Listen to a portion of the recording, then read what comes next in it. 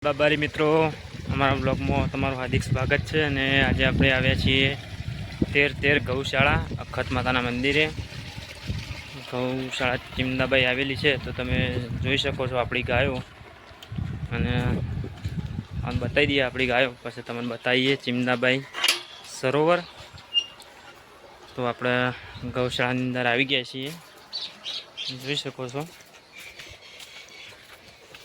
ગાયો અને માણસો ચાર પૂળો કરીને જતા રહ્યા છે. આપણે અહીંયા જ રહીએ છીએ, ગૌશાળા ઉપર હાજર હોઈએ છીએ. તો જોઈ શકો છો આપણી ગૌશાળા. જોઈ શકો છો ગૌશાળાની ગાયો. કાજલ,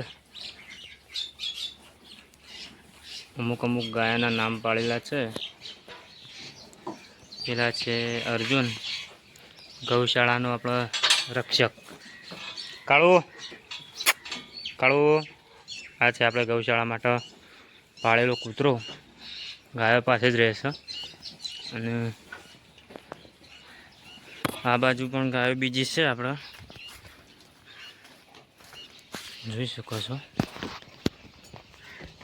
કાબરી, ગવરી, બધી આપણી ગાયો છે. તો આપણે ગૌશાળા પર હાજર છીએ.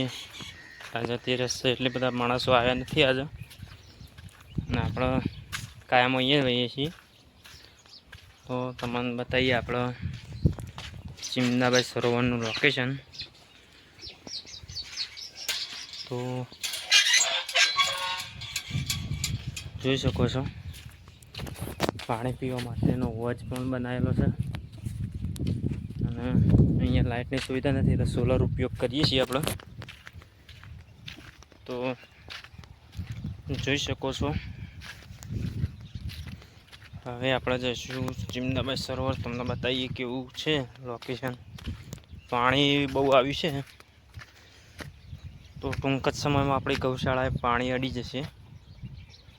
તમે જોઈ શકો છો આપણો પાછળનો વ્યૂ, ગૌશાળાનો પાછળનો ભાગ છે.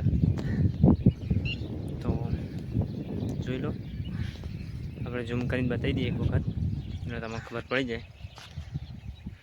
તો જોઈ શકો છો ચિમદાબાઈ સરોવર.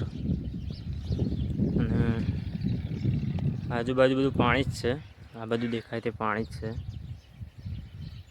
અને આ સોલરમાંથી આપણે, આ બોર છે, આ સોલર છે, એમાં પાણી અવાજમાં ભરવામાં આવે છે આપણે. તો જોઈ શકો છો ચિમદાબાઈ સરોવરની આપણે ઝૂમ કરીએ આવે તો બતાવીએ તમને. મેન હવેલી ચિમદાબાઈ સરોવરમાં એક ગેટ છે, જોઈ શકો છો. આ ગેટનો દરવાજો છે. ખૂબ સરસ લોકેશન છે, તમે જોવા આવી શકો છો. ગૌશાળા